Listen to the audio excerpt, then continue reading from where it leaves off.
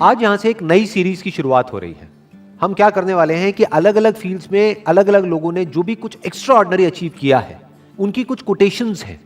उन कोटेशंस के थ्रू हम उनकी थॉट प्रोसेस को समझने की कोशिश करेंगे कि वो किस तरीके से सोचते थे, ऐसा क्या था उनकी सोच में जिसकी वजह से वो कुछ एक्स्ट्रा ऑर्डिनरी अचीव कर पाए। तो आज शुरुआत होने वाली है एल्बर्ट आइंस्टाइन से। लेकिन अगर आप लोग जो मुझे अभी वीडियो में देख रहे हैं, आप चाहते हैं कि कोई पर्टिकुलर पर्सन है जिनकी कोटेशंस की हम डेप्थ में जाएं और उनकी थॉट प्रोसेस को समझने की कोशिश करें, तो आप नीचे कमेंट सेक्शन में बता सकते हैं और मेरे आने वाले सेशंस में मैं एक एक करके उनको कवर करता चला जाऊंगा। तो जो पहली कोटेशन है एल्बर्ट आइंस्टाइन की, वो है, everybody is a genius, but if you जज a fish by its ability to climb a tree, it will live its whole life believing that it is stupid. बड़ी पावरफुल स्टेटमेंट है ये, इसको ध्यान से समझने की कोशिश करते हैं कि अगर कोई और उस फिश को जज करे तो कोई प्रॉब्लम नहीं है, तो इसका मतलब वो बेवकूफ है। यानी कि अगर दुनिया आपको जज करे तो कोई प्रॉब्लम नहीं है, इसका मतलब दुनिया बेवकूफ है। बट अगर वो मछली खुद अपने आप को जज करने लग जाए इस बेस पे कि देखो मैं पेड़ पर नहीं चढ़ सकती तो मैं बेवकूफ हूं, तो वो बेवकूफ है। हर एक की कोई ना कोई एबिलिटी होती है। जैसे सचिन तेंदुलकर है, उनकी अपनी एक एबिलिटी है। एल्बर्ट आइंस्टाइन है, उनकी अपनी एक एबिलिटी है। अगर एल्बर्ट आइंस्टाइन को बैट दे दिया जाए तो वो कैसे लगेंगे? लोग हंसेंगे। या अकाउंट्स में डाल दिया जाता तो क्या होता? जबरदस्ती उनको चार्टर्ड अकाउंटेंट बना दिया जाता तो क्या होता? क्या वो कभी भी ऐसा कुछ अचीव कर पाते जो उन्होंने अचीव किया? No doubt he was a genius. But वो जीनियस क्यों थे? क्योंकि उन्होंने वही किया जो उनकी नेचुरल इंक्लिनेशन थी। जैसे कि एक मछली है, अगर उसको बोला जाए कि पानी में तैरो, तो वो पानी में बहुत तरीके से तैर सकती है। ऐसा कुछ कर सकती है कि जो देखने वाले हैं दे विल बी मेस्मराइज्ड। वो कहेंगे कि यार ये कैसे हो सकता है? जिसको पानी के अंदर तैरना नहीं आता है और वो उसको देखेगा मछली को, तो वो क्या कहेगा? ये मछली जीनियस है। तो इस तरह से पहले हमको समझना पड़ेगा कि हमारा पर्सनैलिटी टाइप क्या है, और जब हम अच्छे तरीके से समझ जाएंगे और फिर एक्ट करेंगे, then sky is the limit. फिर सबके अंदर एक जीनियस है, फिर सब जीनियस है। Next quote is, education is not the learning of facts but the training of the mind to think. क्यों कहा जा रहा है ये? देखो क्या कमाल की बात इन्होंने कही है। बल्कि जिस वक्त इन्होंने कही थी उस वक्त कंप्यूटर्स इतने ज्यादा डेवलप नहीं हुए थे, इंटरनेट इतना ज्यादा पेनिट्रेट नहीं हुआ था, फिर भी वो देख पा रहे थे कि फ्यूचर में क्या होने वाला है। उसके बेस पर ये स्टेटमेंट उन्होंने दी है। क्यों एजुकेशन में लर्निंग ऑफ फैक्ट्स इंपॉर्टेंट नहीं है? क्योंकि आज की डेट में अगर बात करी जाए तो जो फैक्ट्स हैं या जो नॉलेज है वो तो एक क्लिक ऑफ बटन पे अवेलेबल है। मतलब अगर एजुकेशन का मतलब यही है कि स्कूल जाओ, कॉलेज जाओ और जो बुक्स में लिखा है उसको रट लो और अपने यहां पर फीड कर लो, तो इसकी जरूरत क्या है? वो तो ऑलरेडी मोबाइल में है। जो बुक्स में लिखा है अगर उसको आपने रट भी लिया और यहां पर फीड भी कर लिया, तो अगर उसको रिट्रीव करना है तो कैसे करोगे? अपने आप से एक क्वेश्चन पूछना पड़ेगा, तभी तो वो याद आएगा और आप बोल दोगे। बट यही काम अब अगर क्वेश्चन पूछ करके ही आंसर आना है, तो वो क्वेश्चन तो आप यहां पर भी पूछ सकते हो मोबाइल में। आप इससे पूछोगे, हाँ भैया बताओ ये क्या है, वो क्या है, इस क्वेश्चन का आंसर क्या है, तो ये मोबाइल ही दे देगा ना आपको आंसर। और जितनी मेमोरी इसके अंदर फीडेड है, जितनी नॉलेज एक मोबाइल के अंदर फीडेड है, जितनी नॉलेज गूगल में फीडेड है, क्या उतनी नॉलेज हम अपनी ब्रेन में फीड कर सकते हैं? तो हमारी ब्रेन, अगर हम एजुकेशन को सिर्फ इतना ही समझते हैं कि एजुकेशन का मतलब कि फैक्ट्स को यहां पर फीड कर दिया जाए, तो हमारी ब्रेन इससे बहुत पीछे ही रहेगी, चाहे हम जितना मर्जी डेवलप कर लें। तो वो एजुकेशन किसी काम की नहीं है। तो व्हाट इज रियल एजुकेशन, ये समझना बहुत जरूरी है। क्योंकि अगर हम इसको नहीं समझते तो हम ऐसे लोग अपने एजुकेशन सिस्टम से निकालेंगे जिनके अंदर फीडेड तो बहुत कुछ होगा, बट उनको यही नहीं पता होगा कि सोचते कैसे हैं। यहां पर दो बातें करी जा रही है। एक है education is not the learning of facts. Number one, learning of facts important क्यों नहीं है? Education is not the learning of facts. Why learning of facts is not that important?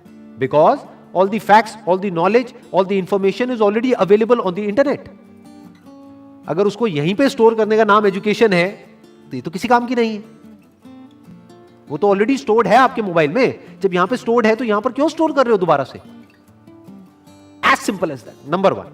Number two, but the training of the mind to think, कि बच्चों को यह सिखाया जाए कि सोचते कैसे हैं और सोचना क्यों जरूरी है, क्योंकि लाइफ में जो भी प्रॉब्लम्स है, जैसी भी प्रॉब्लम्स हैं, उसका सॉल्यूशन कैसे निकलता है? सोच करके निकलता है।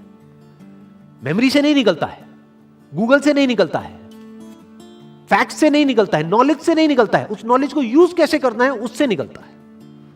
अगर मेमोरी से या बुक्स से सॉल्यूशन निकलता तब तो कोई प्रॉब्लम ही नहीं थी। किसी को पैसा कमाना है, इतनी सारी बुक्स हैं, पढ़ लो, निकल गया सॉल्यूशन। उससे नहीं निकलता है। इंफॉर्मेशन से सॉल्यूशन नहीं निकलता है, उस इंफॉर्मेशन को यूज किस तरीके से करना है उससे सॉल्यूशन निकलता है। जिस सवाल का जवाब गूगल नहीं दे सकता है, उस सवाल का जवाब अगर आप दे सको, सोच करके उस प्रॉब्लम का भी सॉल्यूशन निकाल सको जो गूगल नहीं निकाल सकता है, तो कहेंगे कि आप इंटेलिजेंट हो। यह इंटेलिजेंस डेवलप करने का काम होना चाहिए एजुकेशन सिस्टम का। This is real education. Next quote is, the true sign of intelligence is not knowledge but imagination. Knowledge के बेस पे जो पास्ट में हो चुका है उसको हम रिपीट तो कर सकते हैं, लेकिन कुछ भी नया क्रिएट नहीं कर सकते जब तक कि इमेजिनेशन ना हो।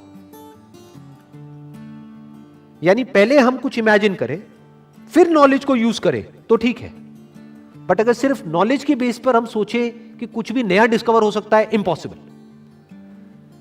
नॉलेज के बेस पर हम गोल गोल गोल गोल एक पैटर्न में घूम सकते हैं कि जो हो चुका है उसको रिपीट कर सकते हैं। फॉर एग्जाम्पल, यहां पर एक बल्ब है, तो इस बल्ब को बनाने की एक नॉलेज है हमारे पास में, तो उस नॉलेज से क्या हो सकता है, और बल्ब्स बन सकते हैं। एक फैक्ट्री बन सकती है, उस फैक्ट्री में और बल्ब्स को प्रोड्यूस किया जा सकता है। और एक ऐसा भी टाइम था जब कोई बल्ब नहीं था, देयर वाज नो बल्ब। तो बल्ब कहां से आया? क्या नॉलेज से आया? जो भी ह्यूमैनिटी की नॉलेज थी हजारों साल की, क्या वहां से आया वो बल्ब? बल्ब कहां से आया? इमेजिनेशन से आया। किसी ना किसी ने सोचा, यानी वो बल्ब कहीं नहीं था, किसी बुक में नहीं था, इस दुनिया में नहीं था, कहीं नहीं था, किसी के माइंड में था। उसने सोचा कि अच्छा ऐसा भी कुछ हो सकता है, और उसके ऊपर काम करना शुरू कर दिया। तो क्या हुआ? वो इमेजिनेशन रियलिटी बन गई। इनफैक्ट अगर हम अपने आसपास में देखें, इस दुनिया में कुछ भी, एक सुई से लेकर के एक एरोप्लेन तक, सब कुछ आज रियलिटी है। आज वो नॉलेज के फ्रेमवर्क में है। आज हमारे पास में नॉलेज है कि सुई कैसे बनानी है, एरोप्लेन कैसे बनाना है। We have knowledge of producing it, we have knowledge of running it, we have knowledge of creating it. But एक टाइम पे वो सब क्या था? वो इमेजिनेशन था, सब इमेजिनेशन था। जब इमेजिनेशन रियलिटी में कन्वर्ट हो जाती है तो वो नॉलेज हो जाती है, फिर उसको रिपीट किया जा सकता है। तो दैट इज कन्वीनियंट, बट वहां पर कुछ भी नया डिस्कवर नहीं हो सकता है। कुछ भी नया डिस्कवर करना है तो यू नीड इमेजिनेशन। जैसे एक तरफ से व्हील डिस्कवर हो गया, एक तरफ से लगेज डिस्कवर हो गया, अब यहां पर इमेजिनेशन की जरूरत है। क्या लगेज उठाने में दिक्कत आ रही है? व्हील है, व्हील लेकिन बड़ा है, तो अगर इस व्हील को छोटा कर दिया जाए और उस लगेज के नीचे फिट कर दिया जाए तो क्या होगा? ये इमेजिनेशन है। This is the difference between imagination and reality. यानी कि अगर इसको हम अपनी लाइफ से रिलेट करें तो जो भी हमारी जो करंट सिचुएशन है या जो भी कुछ आज तक हमारे साथ में हुआ है, वो सब क्या है? नॉलेज है, फैक्ट्स है।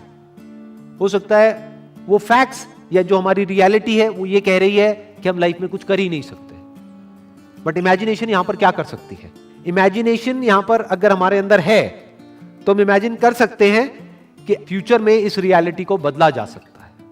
हम अपने लिए एक नया फ्यूचर इमेजिन कर सकते हैं based upon the resources that we have, based upon the knowledge that we have. उस नॉलेज को, उस इंफॉर्मेशन को, उन रिसोर्सेज को यूज करके हम अपनी इमेजिनेशन को सच कर सकते हैं। तो इसलिए कहा जा रहा है कि इमेजिनेशन इज रियल इंटेलिजेंस, क्योंकि नॉलेज को तो एक रोबोट भी रिपीट कर सकता है। तो रोबोट को हम आर्टिफिशियल इंटेलिजेंस तो कह सकते हैं, रियल इंटेलिजेंस नहीं कह सकते। यानी कि कोई प्रोडक्ट है, वो बनाना है, तो वो तो मशीन्स भी क्रिएट कर सकती है और करती ही है। एक रोबोट भी बना सकता है, लेकिन कुछ ऐसा है जो रोबोट नहीं कर सकता, जो हम ही कर सकते हैं। That is real intelligence, that is human intelligence.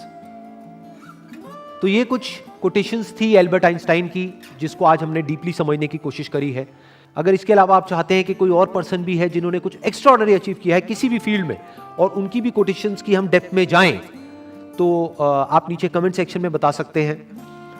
तो मेरे आने वाले सेशंस में मैं एक एक करके उनको कवर करता चला जाऊंगा। Wish you all the very best. Thank you so much.